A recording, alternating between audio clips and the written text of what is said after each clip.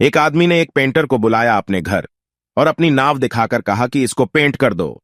उस पेंटर ने पेंट लेकर उस नाव को लाल रंग से पेंट कर दिया, जैसा कि नाव का मालिक चाहता था। फिर पेंटर ने अपने पैसे लिए और चला गया।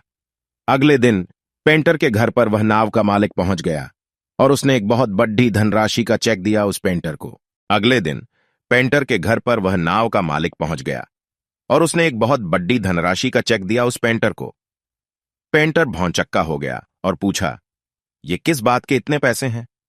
मेरे पैसे तो आपने कल ही दे दिया था। मालिक ने कहा, यह पेंट का पैसा नहीं है, बल्कि यह उस नाव में जो छेद था उसको रिपेयर करने का पैसा है। पेंटर ने कहा, अरे साहब, वो तो एक छोटा सा छेद था, सो मैंने बंद कर दिया था।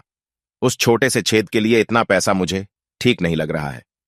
मालिक ने कहा, दोस्त, तुम्हें पूरी बात पता नहीं। अच्छा, मैं विस्तार से समझाता हूं।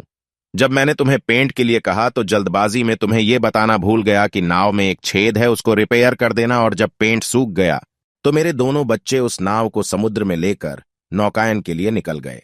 मैं उस वक्त घर पर नहीं था, लेकिन जब लौट कर आया और अपनी पत्नी से यह सुना कि बच्चे नाव को लेकर नौकायन पर निकल गए हैं, तो मैं बदहवास हो गया, क्योंकि मुझे याद आया कि नाव में तो छेद है। मैं गिरता पड़ी डिडेता भागा उस तरफ जिधर मेरे प्यारे बच्चे गए थे, लेकिन थोड़ी दूर पर मुझे मेरे बच्चे दिख गए जो सकुशल वापस आ रहे थे। अब मेरी खुशी और प्रसन्नता का आलम तुम समझ सकते हो। फिर मैंने छेद चेक किया तो पता चला कि मुझे बिना बताए तुम उसको रिपेयर कर चुके हो।